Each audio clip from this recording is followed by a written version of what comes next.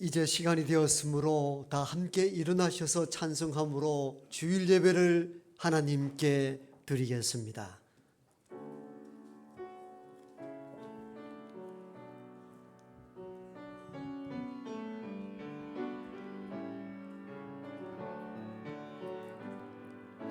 주님의 성령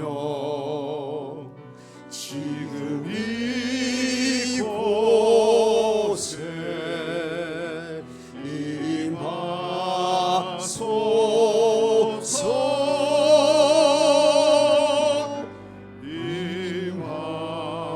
임하소서 주님의 성령 지금 이곳에 임하소서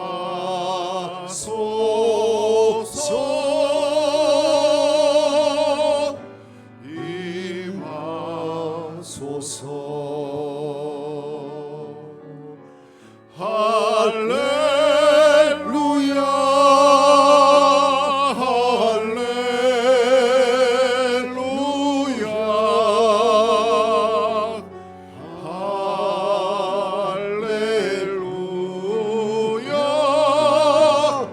할렐루야.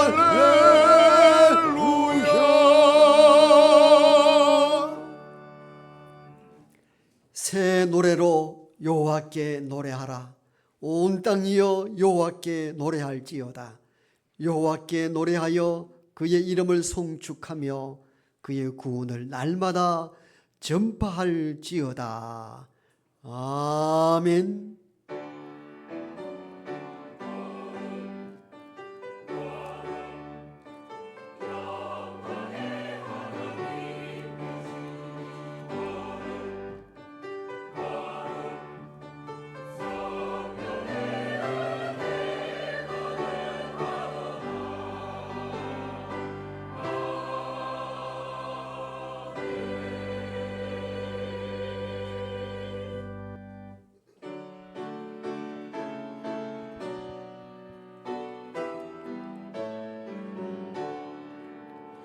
목소리 높여서 주 찬양하여라.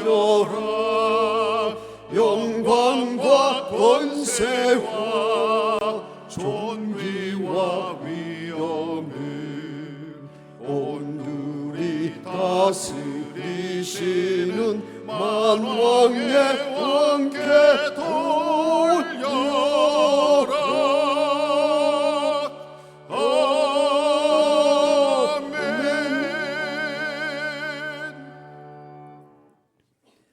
심령이 가난한 자는 복이 있나니 애통하는 자는 복이 있나니 온유한 자는 복이 있나니 의에 줄이고 목마른 자는 복이 있나니 긍휼히 여기는 자는 복이 있나니 마음이 청결한 자는 복이 있나니 화평하게 하는 자는 복이 있나니 의를 위하여 박해를 받은 자는 복이 있나니 나로 말미암아 너희를 욕하고 박해하고 거짓으로 너희를 거슬려 모든 악한 말을 할 때에는 너희에게 복이 있나니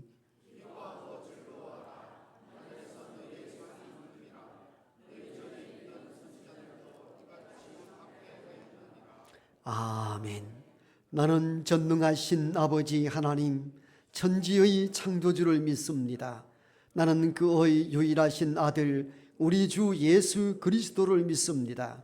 그는 성령으로 잉태되어 동정녀 마리아에게서 나시고 본디오 빌라도에게 고난을 받아 십자가에 못 박혀 죽으시고 장사된 지 사흘 만에 죽은 자 가운데서 다시 살아나셨으며 하늘에 오르시어 전능하신 아버지 하나님 우편에 앉아 계시다가 거기로부터 살아있는 자와 죽은 자를 심판하러 오십니다.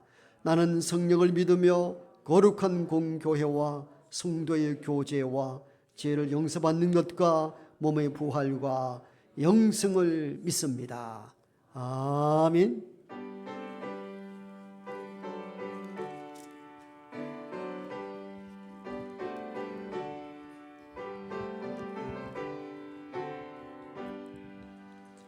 지난 일의 동안에 예수 인도했으니 주의 전에 모여서 찬사 찬송합니다. 가장 복된 이 날은 하늘 안식표로다.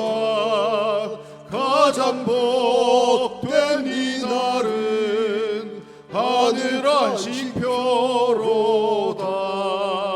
주의 공로 힘입어 은혜 주심 빌 때에 화목하게 하시고 죄를 벗겨 주소서.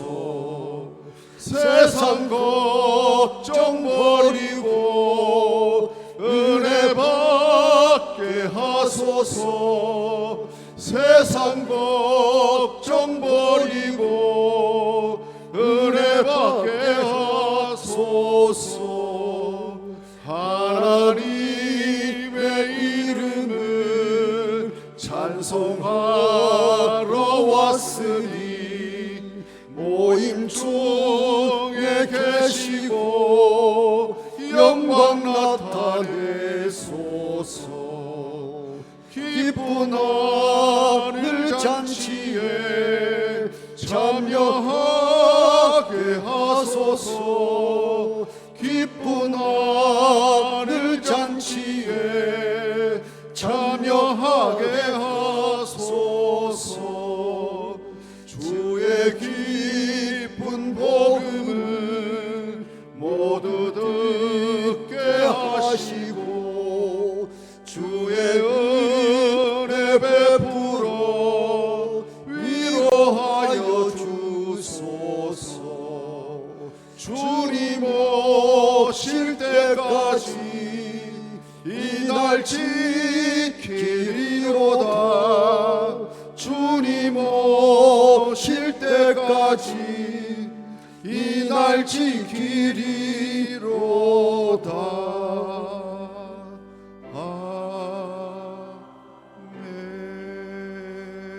아멘. 언제나 우리를 사랑하시어 우리와 함께 하시고 은혜 안에 거하게 하시는 하나님, 무더운 여름 폭염 속에서도 우리들을 지켜주시고 거룩한 주의 날을 맞아 예배의 자리로 불러주시고 하나님께 예배하게 하시니 감사드립니다. 한 주간 세상살이에 지친 몸과 마음을 주님 앞에 내려놓습니다. 주님, 새 힘을 다하여 주시고 예배를 통하여 참된 쉼과 평안을 얻게 하여 주시옵소서. 하나님, 무더위 속에 지친 노약자들과 각각의 삶의 일터에서 열심히 일하는 이들, 몸과 마음이 아파 신음하는 환우들을 하나님께서 위로하여 주시고 시원한 그늘과 쉼을 허락하시고 건강과 회복의 은혜가 있게 하여 주시옵소서. 연일 이어지는 폭염으로 고통받는 이들과 집중호우로 삶의 터전을 잃고 슬픔과 두려움에 빠진 이웃들에게 주님 위로해 주시고 회복의 길을 열어 주시옵소서. 정부와 지역사회 그리고 교회가 함께 마음을 모아 이들을 도울 수 있는 지혜와 사랑을 더하여 주시고 작은 손길 하나하나를 통한 이웃사랑이 사회 곳곳에 퍼져나가게 하옵소서. 하나님, 이 땅과 이 민족을 위해 기도합니다. 이 나라를 긍휼히 여겨 주시옵소서. 정치 지도자들에게 지혜와 바른 판단력을 주셔서 정의와 공의로 나라를 다스리게 하시고 국민의 안전과 행복한 삶을 최우선으로 삼는 정치를 하게 하옵소서. 분열과 갈등을 넘어 화합하고 하나 되게 하시며 국가 안보와 경제를 굳건히 세워서 다음 세대가 소망을 품고 살아가는 나라가 되게 하여 주옵소서. 이 땅 가운데 복음의 빛이 비추어 불법과 불의가 떠나가고 주의 공의와 평강이 강물처럼 넘쳐 흐르는 나라가 되게 하여 주옵소서. 교회를 위해 기도합니다. 하나님께서 세워주신 우리 수성교회가 거룩하게 하시고 성령 하나님께서 각자에게 주신 은사를 사모하며 감사하는 교회가 되게 하여 주옵소서. 모든 성도들에게 하나님의 평강과 복을 더하시고 가정가정마다 기도의 제목 위에 응답하심으로 믿음으로 살아가는 은혜를 더하여 주옵소서. 교회에 속한 연로하신 어른들의 건강과 믿음을 지켜주시고 그분들의 삶이 기도의 본이 되게 하시고 교회를 섬기며 기도하는 모습이 세대와 세대를 이어 사랑과 존경으로 서로를 세워주고 품어주는 따뜻한 신앙 공동체가 되게 하여 주옵소서. 교회 안의 모든 기관과 부서들이 기도 모임과 섬김의 손길들 위에 은혜를 더하여 주시고 하나님의 나라를 이 땅 가운데 세워가는 복된 교회가 되게 하여 주옵소서. 교육부서의 여름 성경학교 수련회가 은혜 가운데 마치게 하심을 감사드립니다. 기도로 준비하게 하시고 사랑으로 섬기게 하시니 감사합니다. 무엇보다 주님의 말씀이 수련회를 통해 우리 아이들과 청년들의 마음에 깊이 심어진 줄 믿습니다. 여름 행사를 통해 흘린 눈물과 찬양과 기도가 하나님의 나라를 향한 밑거름이 되게 하시고 우리 다음 세대가 이 시대를 주의 말씀으로 살아가는 믿음의 세대로 굳건히 세워지게 하옵소서. 수고한 교사들, 교육자들, 봉사자들을 주님께서 위로하시고 그들의 헌신이 하늘의 상금으로 기억되게 하여 주옵소서. 이 시간 목사님을 통해 전해주실 하나님의 말씀을 기대합니다. 말씀으로 깨우쳐 주시옵소서. 목사님 말씀 준비하실 때 영육간 강건하게 하시고 말씀이 우리의 힘이 되며 말씀으로 한 주간의 삶을 은혜 가운데 살아가게 하여 주시옵소서. 함께 동역하시는 부교육자들에게도 하나님의 함께 하심의 은혜가 넘쳐나게 하옵소서. 찬양으로 이 시간 하나님께 영광 돌리는 시온 찬양대의 찬양을 기쁘게 받아주시고 입술만의 찬양이 아닌 마음의 고백이 담긴 기쁨의 찬양이 되게 하여 주옵소서.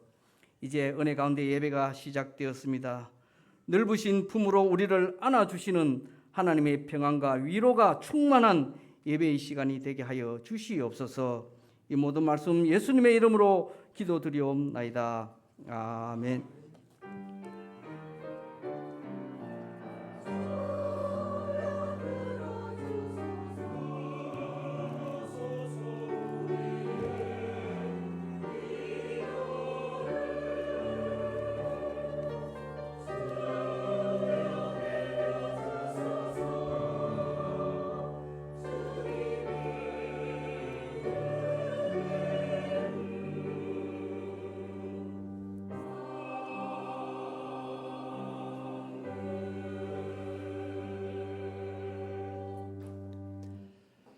이 시간 우리 모두에게 주시는 하나님의 말씀은 창세기 32장과 48장 두 군데 말씀을 이어서 읽어드리겠습니다. 먼저 창세기 32장 24절로 28절까지의 말씀입니다. 구약 성경 50조 창세기 32장 24절로 28절의 말씀입니다. 야곱은 홀로 남았더니 어떤 사람이 날이 새도록 야곱과 씨름하다가 자기가 야곱을 이기지 못함을 보고 그가 야곱의 허벅지 관절을 치매 야곱의 허벅지 관절이 그 사람과 씨름할 때에 어긋났더라. 그가 이르되 날이 새려 하니 나로 가게 하라. 야곱이 이르되 당신이 내게 축복하지 아니하면 가게 하지 아니하겠나이다. 그 사람이 그에게 이르되 내 이름이 무엇이냐? 그가 이르되 야곱이니이다. 그가 이르되 내 이름을 다시는 야곱이라 부를 것이 아니요 이스라엘이라 부를 것이니 이는 내가 하나님과 및 사람들과 겨루어 이겼음이니라. 아멘. 두 번째 말씀입니다. 창세기 48장 15절과 16절의 말씀을 제가 받들어 읽습니다. 그가 요셉을 위하여 축복하여 이르되 내 조부 아브라함과 아버지 이삭이 섬기던 하나님, 나의 출생으로부터 지금까지 나를 기르신 하나님, 나를 모든 환난에서 건지신 여호와의 사자께서 이 아이들에게 복을 주시오며 이들로 내 이름과 내 조상 아브라함과 이삭의 이름으로 칭하게 하시오며 이들이 세상에서 번식되게 하시기를 원하나이다. 아멘. 시온 찬양대의 찬양이 있겠습니다.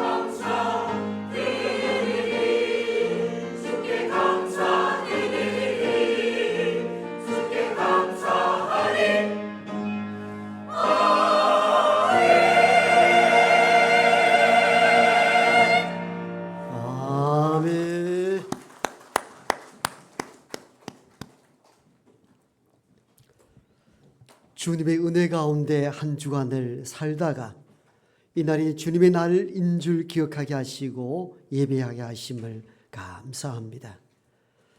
때로 우리가 마음에 들지 아니하고 우리가 원하는 것 얻지 아니하였다 할지라도 우리에게 생명을 공급해 주신 하나님을 영광롭게 하고 기쁨으로 감사하는 마음으로 예배하게 할 수 있도록 도와주옵소서. 이제 우리가 세상의 무거운 모든 짐을 내려놓고 하나님 말씀 듣길 원합니다. 세상의 염려, 걱정, 근심들이 말씀을 빼앗아가지 아니하도록 우리 마음을 꼭 붙들어 주시고 이 시간만큼은 오직 하나님을 향하고 그 말씀에 주목하는 복된 시간 될 수 있도록 우리 마음을 붙들어 주옵소서. 예수님 이름으로 기도하옵나이다. 아멘. 어떤 가정에 딸만 6이 있었는데 엄마가 친구로부터 예쁜 인형을 하나 선물로 받았습니다. 아이는 6인데 인형 하나를 어떻게 할까 고민을 하다가 엄마가 이렇게 제안을 했습니다. 오늘 우리 집 식구들 중에 말 제일 잘 듣는 사람에게 이 인형을 선물하겠다 그랬더니 6명의 딸이 똑같이 이렇게 대답을 합니다. 에이 엄마 그러면 그건 아빠 거잖아. 그랬다는 겁니다. 아이들 눈에 보기에는 아빠가 엄마 말을 제일 잘 듣는 것으로 보인 거죠. 그런 가정은 행복한 가정입니다. 참고로 저는 우리 집안에서 제일 말 안 듣는 사람입니다. 모두 행복하기를 바라는데 2020년도 한국인의 행복과 삶의 질에 대한 종합 연구를 어떤 단체에서 발표를 하였는데 여러 가지가 많이 나왔지만 또 10가지만 추렸습니다. 이 10가지 행복의 조건이 이렇다고 한국인들이 설문조사에 반응을 하였다고 합니다. 그 자료를 잠시 한번 보실까요? 예, 첫 번째가 좋은 배우자와 행복한 가정 이루는 것. 두 번째가 예상대로 건강하게 사는 것. 세 번째가 돈과 명성. 네 번째가 소질과 적성에 맞는 일을 하는 것. 다섯 번째가 여가 생활. 여섯 번째가 자녀 교육을 잘 시키는 것. 일곱 번째가 더 많이 배우고 자기 발전을 하는 것. 여덟 번째가 사회 발전에 기여하는 것. 그 다음 종교 생활, 남을 위해 봉사하는 것. 이 10가지를 행복의 조건으로 봤다고 합니다. 이 10가지 중에 여러분들 몇 가지가 충족되어 있습니까? 부족한 것이 많죠. 그래서 현대인들은 이 10가지 행복에 대한 조건이 충족되지 않아서 가끔 결혼을 미루기도 하고 이렇게 해서 안 되겠다 또 부지런히 달려가기도 하고 어떤 행복의 조건을 찾기 위해서 우리는 지금도 부지런히 살아가고 있는 것이죠. 이런 행복의 조건을 위하여 열심히 살아갔던 성경의 대표적인 인물이 있다면 그가 곧 야곱이라 이렇게 볼 수가 있습니다. 야곱은 태어날 때부터 태생적 한계를 안고 태어났던 인물인 것을 우리가 알고 있죠. 어머니 배에 있을 때에 상둥이 태가 있었고 먼저 태어난 이가 형 에서이고 몇 분인지 몇 시간인지 얼마의 시간을 차이를 두고 둘째로 태어났던 인물이 야곱입니다. 유대 상속 문화에 있어서는 첫째가 3분의 2를 가져오고 3분의 1을 가지고 나머지 자녀들이 나누어 갖게 되었다고 합니다. 그러니까 그 몇 시간 몇 분 차이 있는지는 성경은 알려주지 않았지만도 얼마 후에 태어난 둘째 야곱은 태생적으로 뭔가 부족한 결핍을 안고 살았습니다. 이렇게 살다가는 행복할 수 없다고 판단한 야곱은 배고픈 형에게 팥죽 한 그릇으로 장자의 명분을 가져오게 되고 눈이 어두운 아버지를 속여서 형이라 이야기하고 형이 받아야 될 축복의 끈을 자기가 가로채게 됩니다. 이렇게 했던 이유가 무엇이었겠습니까? 형이 미워서가 아니라 내 결핍을 채우고 이 조건을 가져야 행복할 수 있다고 판단했기 때문일 것입니다. 나중에 이를 알게 된 형이 죽이겠다고 덤벼 도망을 갈 때에도 성경에 보면은 야곱이 형의 장자의 명분과 아버지에게 가로챈 축복권을 내놓았다는 구절은 없습니다. 끝까지 이걸 붙잡았던 인물이 야곱이었고 야곱이 그렇게 했던 그 이유는 그걸 붙잡아야 내가 살 수 있고 그걸 끌어안아야 내가 행복할 수 있다는 생각 때문이었을 것입니다. 야곱의 모습을 보면은 오늘을 살아가는 현대인의 모습들이 투영되어 있습니다. 여러분, 잘 살던 형제가 부모로부터 받은 상속권 문제 때문에 법정 다툼과 피터지게 싸우는 많은 가정들을 바라보게 되잖아요. 왜 그렇게 싸웁니까? 형제간에 법정 투쟁하는 이유가 무엇이 있습니까? 그걸 가져야 행복할 수 있다고 판단했기 때문일 것입니다. 단지 누가 미워서가 아니었을 것이에요. 내가 좀 더 많이 가지면은 이 조건을 충족시키면은 행복할 수 있다는 판단 때문이었을 것입니다. 우리가 가끔 금수저니 흙수저니 하는 말들이 왜 나왔겠습니까? 태어날 때부터 많은 조건을 구비했을 때에 행복할 수 있다는 판단, 태어날 때부터 부족하고 조건이 없을 때에 불행할 수 있다는 그런 자조적인 이야기가 금수저다, 흙수저다, 이런 이야기가 회자되는 것이죠. 어떻든 야곱뿐만 아니라 현대를 사랑하는 저와 여러분 모두는 어떤 조건이 충족되어야 행복하다는 생각을 갖고 살아갑니다. 그런데 우리는 그래도 믿음의 사람이고 성경을 읽고 성경을 통해 답을 얻는 신앙인들이니까 생각을 좀 달리 해야 됩니다. 앞에서 나왔던 행복의 조건 10가지를 다 채워야 행복하다는 이 생각은 세속적인 생각일 뿐이고 성경적으로 보면 그것도 한계가 있습니다. 그건 어느 정도 행복을 줄 수 있는, 즉 영향을 끼칠 수 있지만도 행복의 절대적 조건은 될 수 없다는 것을 우리가 알아야 합니다. 물질적 풍요와 모든 조건을 구비하고서라도 불행을 느끼는 이들이 종종 있습니다. 1897년도 미국의 알링턴 로빈슨이라는 유명한 시인이 리차드 콜이라는 이런 시를 그 시대에 발표함으로 현대인들에게 큰 충격을 준 일이 있었습니다. 리차드 콜이라는 로빈슨의 시를 보면 이런 내용이 담겨져 있습니다. 자막을 통하여 함께 한번 살펴보시면 현대인들이 가지고 있는 행복이 어떠한가를 알게 될 것입니다. 리차드 콜이가 시내에 나갈 때마다 우리는 모두 길가에서 그를 쳐다보았다. 그는 발끝에서 머리까지 신사였고 말끔한 용모에 어젓하고 날씬했다. 언제나 점잖게 옷을 입었고 말을 할 때는 언제나 다정스러웠다. 하지만 안녕하세요 하고 인사를 건넬 땐 사람을 설레게 하고 걸을 때는 눈이 부셨다. 게다가 그는 부자였다. 왕보다 더 부자였다. 또한 훌륭한 교육을 받아 모든 소양을 갖추었고 요컨대 그는 어느 것 하나 부족함이 없어 우리는 모두 그처럼 되어보는 게 소원이었다. 그렇게 우리는 일하면서 희망의 날을 기다렸고 고기도 없이 지내며 먹고 사는 일을 한탄했다.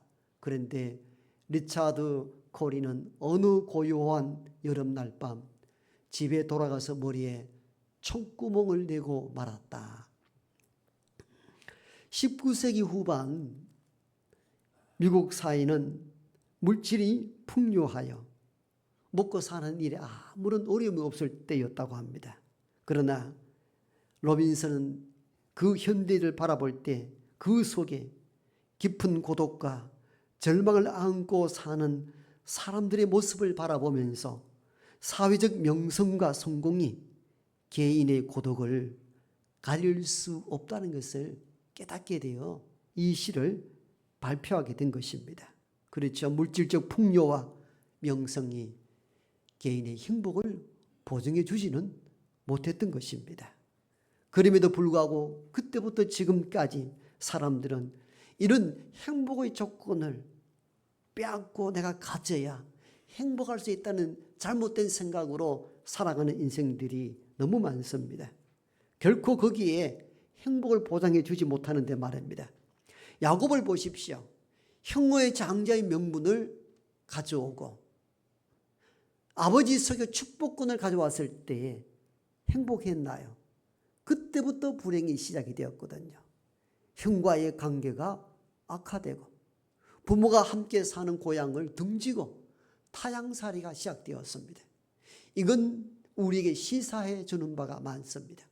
그렇게 악이 다툼하여 붙잡고 가지려 했던 것을 가졌을 때에 평안과 기쁨과 행복이 차고 넘쳐야 하는데 오히려 야곱에게는 아무것도 이루지 못했습니다. 부모와 함께하는 고향 등을 졌고 타향살이가 시작되었으며 그가 빼앗았던 장자와 축복권을 한 번도 제대로 누리지 못했던 인생이 바로 야곱이었습니다. 따라서 우리는 야곱의 인생을 통해서 행복은 어떤 것을 빼앗고 가질 때 오는 것이 아니라는 사실들을 깨닫게 됩니다. 그럼 우리는 어떻게 행복한 삶을 살아갈 수 있을 것인가를 성경을 통하여 답을 얻어야 됩니다. 오늘은 본문 중심 창세기 32장과 48장 중심으로 어떻게 하는 것이 행복한 삶을 살 수 있는가에 대한 답을 성경적으로 해석하여 함께 나누길 원합니다. 첫 번째, 행복하려면 우선 세상 것을 내려놓고 하나님을 붙잡아야 행복이 시작됩니다. 믿음의 사람들은 이걸 잊지 말아야 됩니다. 우리는 하나님 말씀을 제쳐두고 세상의 행복의 조건을 붙잡고 그걸 쫓아가기 위하여 일생을 지금 달려가고 있지 않습니까? 잠시 그것을 내려놓고 하나님 붙잡는 저와 여러분 되기를 축복합니다. 그래야 행복이 여기서 나올 수 있다는 것을 아셔야 됩니다. 우리가 먼저 읽었던 본문은 창세기 32장이고 32장 읽었던 내용은 이런 내용이죠. 야복강에서 야곱이 하나님의 사자와 씨름하는 장면입니다. 아무리 천사가 하나님의 사자가 나를 놓아달라고 말할 것이 있다고 놓지 않습니다. 나에게 먼저 복을 달라고 씨름하는 장면입니다. 그런데 이 씨름하는 장면 이전에 어떤 사건이 있었는가에 대하여 우리가 이해할 필요가 있죠. 그건 바로 야곱이 형의 것을 빼앗고 난 뒤에 형이 분노해 죽이겠다고 말하자 부모가 하루아침에 두 아들을 잃어버릴 수 없다 해서 집에서 나가도록 합니다. 고향을 떠나게 됩니다. 이렇게 해서 북쪽 먼 수백 킬로 밖에 있는 외삼촌이 계시는 하란 지역으로 떠나게 됩니다. 그런데 하란 지역에 가보니까 그때는 친족 간 결혼이 허용됐던 시대인지라 사촌 누이가 너무 이쁩니다. 그래서 외삼촌 저 딸을 달라고 무료 봉사 7년 하겠다고 7년 하여 결혼하여 아침을 맞이했는데 보니까 이쁜 라헬이 아니야 언니 레아였습니다. 아니 외삼촌 어떻게 이런 일이 있을 수 있습니까? 이 사람아 우리나라 풍습에는 이런 법이 없다네. 동생이 언니보다 먼저 가는 법이 없으니 먼저 큰 딸을 준 것이네. 그럼 뭐 라헬을 위해서 어떻게 해야 됩니까? 그래서 신혼은 보내고 7일 뒤에 다시 라헬을 너에게 주겠는데 7년도 봉사하라는 것입니다. 이래서 도합 14년 무료 봉사하여 얻은 아내가 라헬입니다. 자기도 형을 속이고 아버지를 속여서 뭔가 빼앗았는데 자기보다 한 단계 높은 인간이 있었던 것입니다. 그러고 난 이후에도 무려 여러 번 외삼촌이 자기를 속입니다. 속고 속는 세월이 싫어서 야곱은 20년 만에 고향 집으로 돌아오기로 작정한 것입니다. 여러분 집으로 돌아간다는 의미는 무엇입니까? 지금 있는 그곳이 행복하지 않음을 의미합니다. 집으로 돌아간다, 고향을 그리워한다 할 때는 지금 처지가 딱하고 어려울 때 고향이 그립고 부모 곁이 그리운 것이죠. 야곱이 왜 20년 동안 정착했던 그 땅을 버리고 다시 고향으로 돌아가려 했겠습니까? 행복하지 않았던 것을 의미합니다. 외삼촌 속고 속는 이 세월이 너무 싫어서 떠난 것입니다. 그런데 모든 것을 이끌고 20년 만에 고향으로 돌아오는데 야복 강변에서 형이죠. 20년 전에 그 형이 군사를 대동하여 동생이 나를 잡겠다고 진을 치고 있는 것입니다. 강을 건너 집으로 가야 되는데 갈 수 있는 길이 없습니다. 이리하여 야곱은 20년 동안 속고 속으면서 힘들게 모았던 소와 양떼를 몇 대를 보내고 처와 자식도 앞서 보냅니다. 강 이편에서는 야곱 홀로 있습니다. 그때에 하나님의 사자가 야곱을 찾아온 것입니다. 그러자 야곱은 그를 붙잡고 너를 놓지 않습니다. 나에게 복을 달라고. 바로 이 장면은 오늘 우리가 읽었던 창세기 32장 본문입니다. 야곱은 지금 아무것도 없습니다. 그 이전에 장자와 축복권 그걸 빼앗아서 행복의 조건을 채우려고 열심히 살아갔는데 그걸 위해 외삼촌 집에서 20년 동안 섞고 속으면서 눈물 흘리면서 모아 놓았는 모든 것들이 다 소진되었습니다. 그에게는 아무것도 없었습니다. 그래서 그가 붙잡을 수 있었던 유일한 것은 하나님의 사자, 곧 하나님을 붙잡게 된 것이죠. 하도 놓지 아니하니까 하나님 음성이 들립니다. 야, 너 이름 뭐냐? 야곱입니다. 야곱을 번역하면 우리가 알듯이 뒤빠꿈치를 잡는 자, 사기치는 자. 야, 야곱이라 하지 말고 이스라엘이라 하라.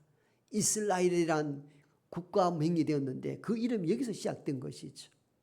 하나님과 및 사람과 겨루어 이기었더라. 하나님을 붙잡았다는 그 의미는 행복이 어디로부터 오는가에 대한 메시지를 전달합니다. 이 세상 붙잡고 나갔던 모든 것을 내려놓고 빈손으로 하나님 붙잡을 때 살 길이 놓이고 하나님 붙잡을 때 네가 추구했던 행복이 비로소 온다는 것을 가르친 장면이 창세기 32장 하나님과의 실험이었던 것입니다. 오늘 믿는 우리들 마음속에도 이런 것들이 있죠. 아이고 그래도 뭐 세상은 붙잡아야 안 됩니까? 다 이런 논리와 사고 속에 우리가 살아가고 있습니다. 그런데 성경은 비로소 우리 안에 움켜잡고 있는 세상 것을 내려놓을 때에 그 손 위에 하나님께서는 세상에 줄 수 없는 은혜와 평강과 행복을 저와 여러분들에게 주실 줄로 믿습니다. 우리가 아이들을 보면 어떻습니까? 어떤 그 사탕이라도 지어주면은 그 놓지 아니하려 하잖아요. 양석에 잡고 있어도 동생 하나 주라면 주질 않습니다. 그걸 내려놓으면은 엄마 아빠가 더 좋은 것을 줄 수 있는데 아이들은 그것이 전부인 줄 알고 그걸 붙잡고 살 때가 많습니다. 우리는 아이를 통해서 우리의 모습을 보기도 합니다. 우리는 이걸 붙잡아야 된다고 판단합니다. 그래야 내가 만족하고 그래야 내가 행복하다고 생각하기 때문이죠. 그런데 하나님은 네가 이 세상에 추구하던 것, 그렇게 붙잡고 나가던 것 내려놓아 보라는 것입니다. 내려놓고 하나님 붙잡아야 살 길이 있고 하나님 붙잡아야 행복의 길이 있고 하나님 붙잡아야 숨통이 열릴 줄 믿습니다. 창세기 32장 야곱의 삶을 통하여 우리는 이걸 배울 줄 알아야 됩니다. 세상 것을 내려놓고 하나님 붙잡을 때 길이 열리고 하나님 붙잡을 때 더 좋은 선물을 저와 여러분들에게 주실 줄 믿습니다. 그래서 우리가 추구하는 행복의 조건 이 세상의 것을 그렇게 아득바득 취하려 하기보다 그걸 잠시 내려놓고 하나님 말씀 붙잡고 하나님을 향하여 나아갈 때 세상이 줄 수 없는 은혜와 평강과 복을 우리 모두에게 주실 줄로 믿습니다. 두 번째 행복은 어떻게 우리에게 주어질 수 있는가 하면요, 나의 복만을 추구할 때가 아니라 남에게 복을 빌고 나눌 때에 행복해질 수 있다는 것을 성경은 보여줍니다. 우리는 두 번째 본문으로 창세기 48장을 읽었는데 이는 요셉과 요셉의 두 아들에게 복을 내리는 장면이 나오고요, 49장은 그 외의 아들에게 축복하는 야곱의 모습이 그려져 있습니다. 야곱은 일생 자기 것을 만들기 위하여, 자기 복을 위하여, 자기 것을 얻기 위하여 빼앗고 속이고 했던 인물이었습니다. 그 세월을 일생 동안 살아왔습니다. 형의 것을 빼앗아 둘째의 서름을 극복하고 그것을 빼앗아야 내가 행복할 수 있다고 판단하였고, 그러나 그것도 여의치 아니하여 모든 걸 포기하고 하란 외삼촌 집에 갔을 때에도, 여러분 외삼촌이 썩고 속는 세월이 싫어서 돌아가고자 할 때에 다시 협의를 하죠. 야곱아, 앞으로 소와 양떼 가운데 얼룩지고 점이 있는 것이 태어나면은 그건 네 것으로 삼고 그냥 점 없고 얼룩지지 않는 것은 내 것으로 삼자. 이것도 사실 외삼촌 사기죠. 얼룩지고 점 있는 것이 그리 많이 태어나질 않거든요. 그래서 또 주저앉았습니다. 그런데 얼룩지고 점 있는 소와 양떼가 많이 나타나지 않습니다. 그래서 그 당시에 풍습으로 일어나는 사건들을 만들어 합니다. 살구나무, 신풍나무, 이런 나무 가지를 벗겨놔가지고 교미하는 차례 그걸 흔듭니다. 그래서 얼룩지고 점 있는 양떼를 많이 만들려 했는데 성경에 보니까 그래서 많아진 것이 아니고 하나님께서 그에게 복을 주셔서 얼룩지고 점 있는 소와 양떼를 주셨다고 기록되어 있더라고요. 그러니까 어떻든 인간적 수단과 방법을 동원하여 내 것으로 만들려 했던 인물이 바로 야곱이었는데, 그렇게 아득바득 끌어모으고 살려 할 때마다 계속 관계가 악화됩니다. 갈등이 생기기 시작합니다. 한 번도 편안을 누리지 못했습니다. 행복감을 누리지 못했다는 것입니다. 형의 장자의 명분과 축복을 빼앗았을 때에도 갈등이 일어났잖아요. 형제 간 싸움이 벌어졌습니다. 도망을 가게 되었죠. 20년 동안 외삼촌 집에 있을 때 아득바득 살았지만도 외삼촌 관계가 계속 악화됩니다. 행복했던 시절이 한 번도 없었습니다. 그래서 집으로 돌아오고자 했던 것이죠. 그런데 그의 생각과 사고가 깨어진 때가 언제냐? 바로 야복 강변이었습니다. 다 내놓았습니다. 다 내놓았습니다. 그 오랜 세월 동안 붙잡고 나갔던 행복의 조건이라 여겼던 모든 것들 다 내려놓았습니다. 그런데 놀라운 반전이 일어났잖아요. 20년 동안 이를 갈며 동생 죽이겠다고 덤볐던 그 형이 웬일인지 달려와서 걷지도 못하고 절뚝거리는 동생 야곱을 끌어안고 입을 맞추고 슬피 울고 화해하기 시작합니다. 동생아, 이 소떼와 양떼는 무엇이냐 할 때 형의 은혜를 입기 위하여 이렇게 소떼와 양떼를 보내었다고 할 때 동생 야곱아, 나에게도 소떼와 양떼가 많다. 내게 보낸 것 다 너 가져라. 여러분, 형제 간의 관계가 회복되고 잃어버렸던 것들을 다시 얻을 수 있었던 것은 무엇이었냐면 기존의 것을 내려놓고 하나님 붙잡았을 때였습니다. 그때 놀라운 반전이 일어났던 것이죠. 어쩌면 야곱 생애에서 인생의 전환점을 맞이했던 때는 바로 야복 강변에 20년 동안 애쓰고 수고하여 이것 붙잡고 살아왔던 것들을 내려놓고 아무것도 없다 하여 나는 이제 더 이상 아무것도 없다 하여 하나님 붙잡았을 때가 새로운 인생의 전환이 일어났던 것을 야곱이 경험했던 것입니다. 아, 내려놓았더니 형과의 관계가 회복되고 행복이 시작되고 잃어버렸던 재산 다시 안게 되는 이 과정을 통하여 나누고 누군가 축복할 때에 오히려 행복하다는 사실을 깨달았던 인물이 야곱이었습니다. 그래서 다시 마지막 창세기 48장 49장으로 넘어가면은 야곱의 마지막 생애를 다루는 부분에 있어서는 야곱은 노년에 갔어야 이 큰 비밀을 깨닫고 어떻게 삽니까? 이제는 복을 비는 축복의 근원지로 변화되기 시작합니다. 그게 오늘 우리가 읽었던 본문입니다. 야곱은 요셉의 두 아들에게 복을 빌고 49장에서도 남아있는 다른 자녀들에게도 축복하는 장면이 기록되어 있습니다. 이 장면을 보면은 32장 이전에 나타났던 야곱과 큰 차이점을 발견하게 됩니다. 비록 노쇠하였으나 인생의 경험과 체험을 통하여 행복한 인생이 무엇인가를 깊이 깨달았던 인물이 있다면 그가 곧 야곱이었던 것입니다. 그러면서 성경은 아득바득 인간적 조건을 가지고 쟁취하려고 애쓰고 붙잡아야만이 행복하다는 이것이 얼마나 허망한 것인가를 야곱의 일생을 통해 깨달아 알게 하시고 오히려 손을 펼치고 내려놓을 때 그 손 안에 세상이 줄 수 없는 놀라운 평강과 놀라운 은혜가 주어진다는 것을 성경은 우리에게 알려주고 있습니다. 그러므로 어떻게 하면 행복한 삶을 살 수 있을까? 여기에 대한 성경적인 답변은 세상 것을 좀 내려놓고 하나님 붙잡고 그리고 내 복만 추구하여 살 것이 아니라 남에게 복을 빌고 내게 있는 복을 유통시킬 때에 비로소 행복한 삶을 살아갈 수 있다는 것을 깨닫는 저와 여러분 되기를 축복합니다. 오늘 21세기 부의 조건이 있어야 행복하다 생각하는 이들이 많은데 최고 부자들 일론 머스크, 저커버그, 워렌 버핏, 빌 게이츠 세계 20세 최고 부호들입니다. 그런데 20세기 최고 부자는 우리가 알듯이 미국의 록펠러였습니다.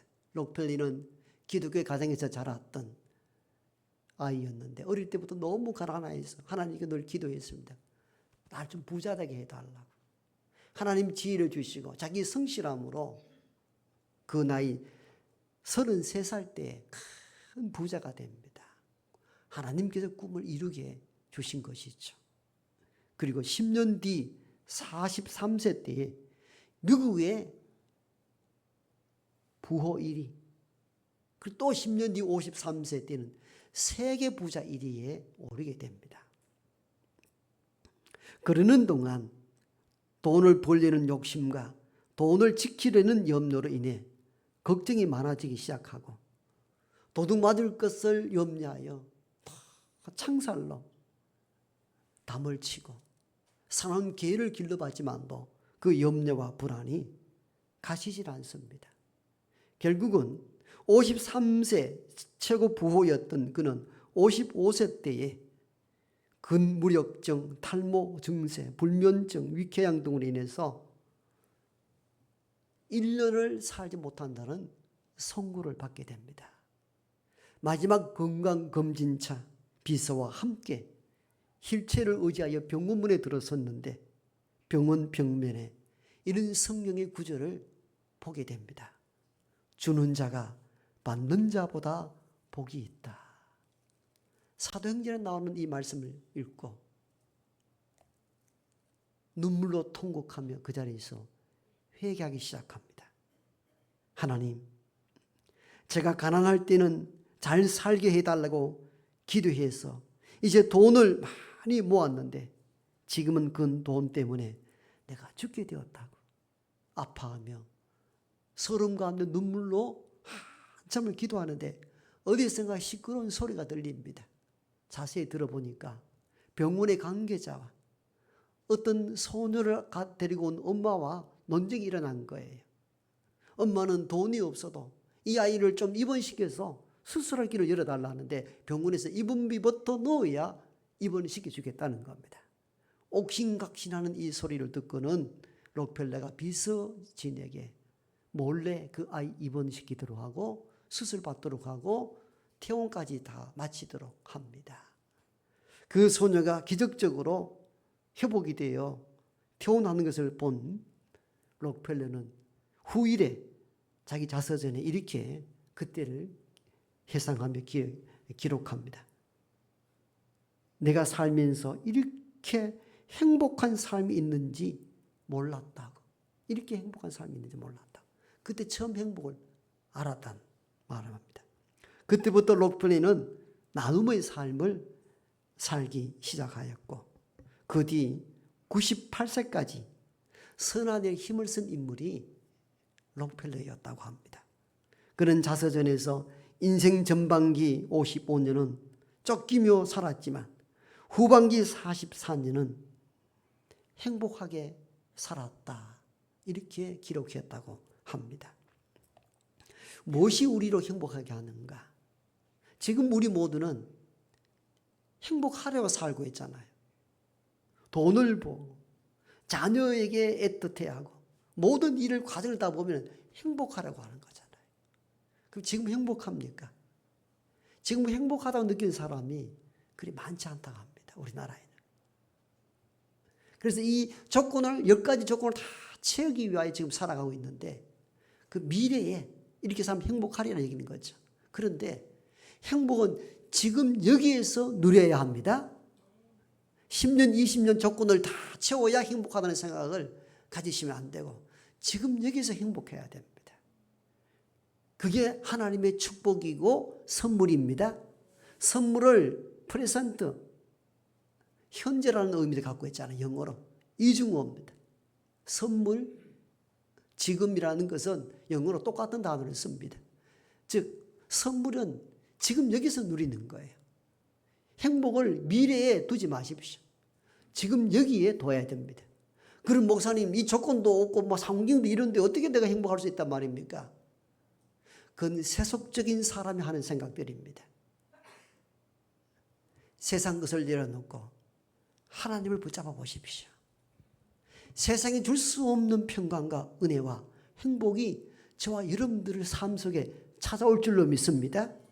그리고 아등바등 빼앗고 내가 그것으로 가지려고 하지 말고 복을 유통시키십시오. 나누십시오. 남을 위하여 축복을 비십시오. 그래야 할 때 내가 건강하고 행복한 삶을 살아갈 수 있습니다. 이 두 가지를 기억하여 지금 여기에서부터 행복한 삶을 꾸려나가는 우리 모두가 되기를 축복합니다. 아버지 하나님, 모든 사람들이 행복하기를 원합니다. 우리 또한 모두가 행복한 삶을 살기를 소망합니다. 이 행복이 먼 데 있는 줄 알고 많은 조건을 구비해야 행복이 오는 줄 알고 지금도 세상 것 쫓아가는 사람들이 너무나 많습니다. 야곱이 일생이 그러했습니다. 하나님 만나기 전까지, 실험하기 전까지 그는 세상 것 붙잡아야 행복할 수 있다는 그런 조건 속에 살다가 피폐해지고 결국 모든 것을 잃고 난 이후에 하나님 붙잡고 하나님과 실험함으로 말미암아 비밀을 깨달았습니다.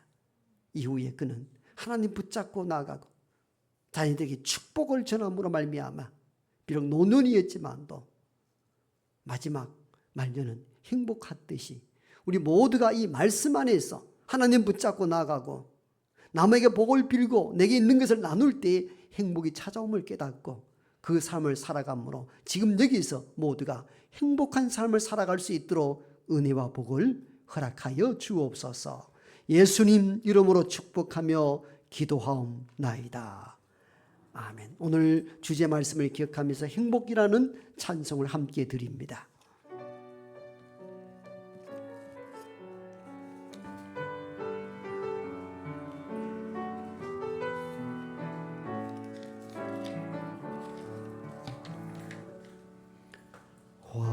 화려하지 않아도 정결하게 사는 삶, 가진 것이 적어도 감사하며 사는 삶, 내게 주신 작은 힘 나눠주며 사는 삶, 이것이 나의 삶의 행복이라오. 눈물 날 일 많지만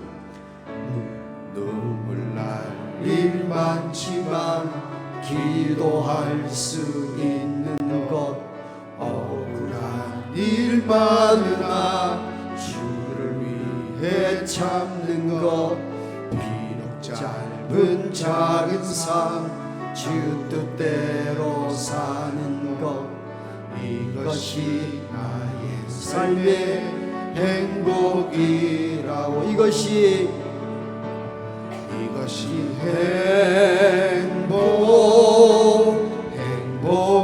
행복이라고. 세상은 알 수 없는 하나님 선물, 이것이 행복이라고. 하나님의 자녀로 살아가는 것, 이것이 행복이라고. 2절 눈물 날 일 많지만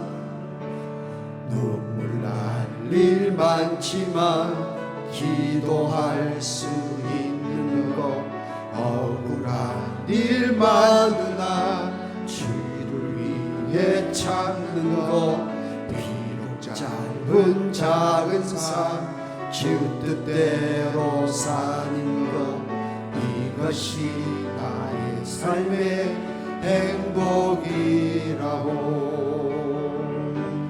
이것이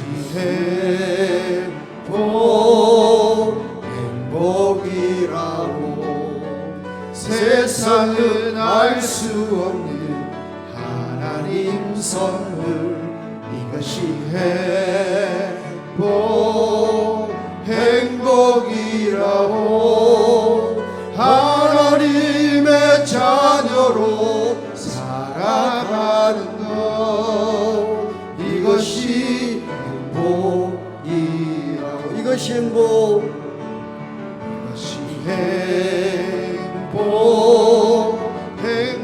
행복이라고.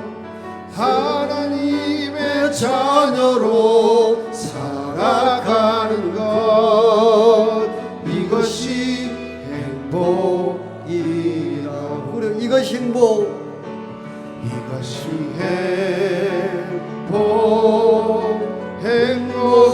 행복이라오. 하나님의 자녀로 살아가는 것, 이것이 행복이라오.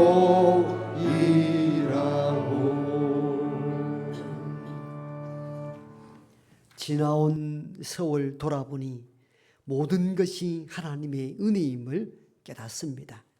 보이지 않게 간섭하시고 오늘날 먹을거리를 주셨으며 하루를 일어나 세상을 볼 수 있고 사람들과 따뜻한 대화 나눌 수 있는 건 하나님의 축복 중에 축복인 줄 알고 감사를 드립니다.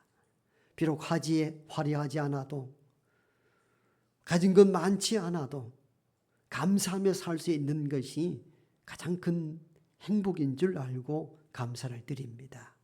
주어진 모든 것 하나님 선물입니다. 이 마음을 담아 예물로 드리오니 예물 가운데 하나님께서 함께하여 주옵소서.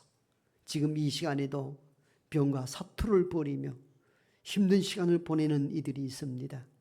상한 육체의 몸을 회복해 하시고 또 상한 마음도 치료해 주셔서 건강하게 회복할 수 있도록 도우시고 병과 어려움과 환난 가운데 놓여 있을 때 그때가 하나님을 만날 때이며 그때가 하나님 붙잡을 때임을 인식하고 하나님 붙잡고 험한 이 세상 이겨나갈 수 있도록 꼭 도와주시기를 원합니다. 많은 비의 피해로 인하여 많은 가축을 잃고 또 농지 곡식들을 잃어버리고 슬픔 가운데 있는 이들도 많습니다. 하나님 위로하시고 천지를 지으신 하나님을 바라보며 그 어려움 환난을 극복해낼 수 있도록 도와주시기를 원합니다. 이 무대 위에 여러 가지 일들로 지친 땅의 모든 일꾼들을 위로하여 주시고 그들의 헌신과 수고가 있기에 이 땅이 존재하고 교회가 여기 있는 줄로 압니다. 교회 밖의 근로자와 교회 안의 모든 일꾼들 위에도 큰 은혜와 자비를 허락해 주시고 교회의 미래 세대뿐만 아니라 온 세대가 함께 가족처럼 지낼 수 있는 복된 이 교회가 될 수 있도록 도와주옵소서. 예수님 이름으로 축복하며 기도하옵나이다. 아멘.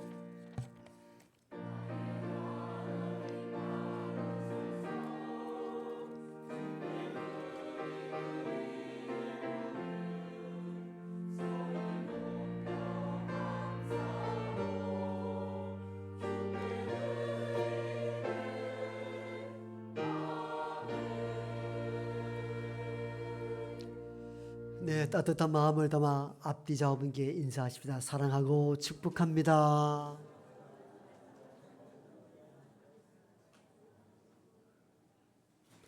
네, 영상으로 예배하는 분들도 주님의 따뜻한 은혜가 거기 임하기를 축복합니다.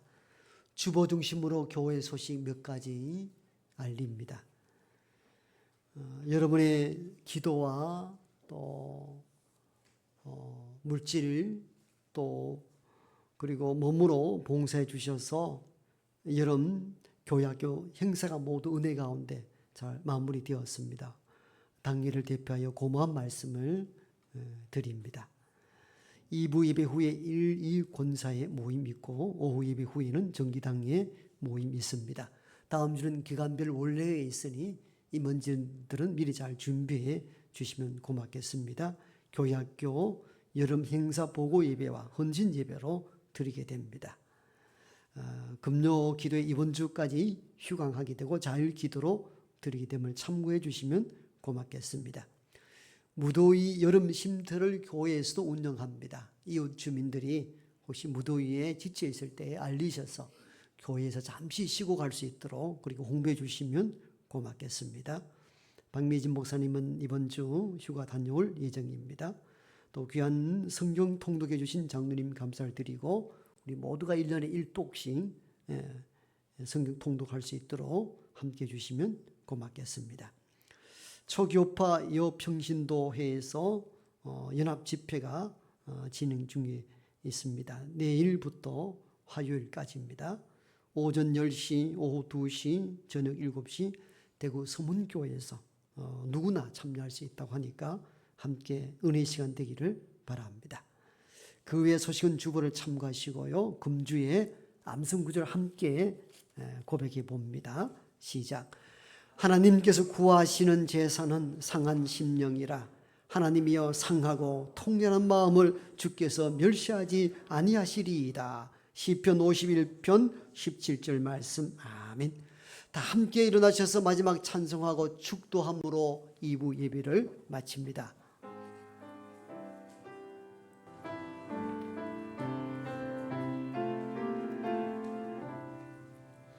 경솔히 올리는 나의 기도 간구보다 감사를 드립니다.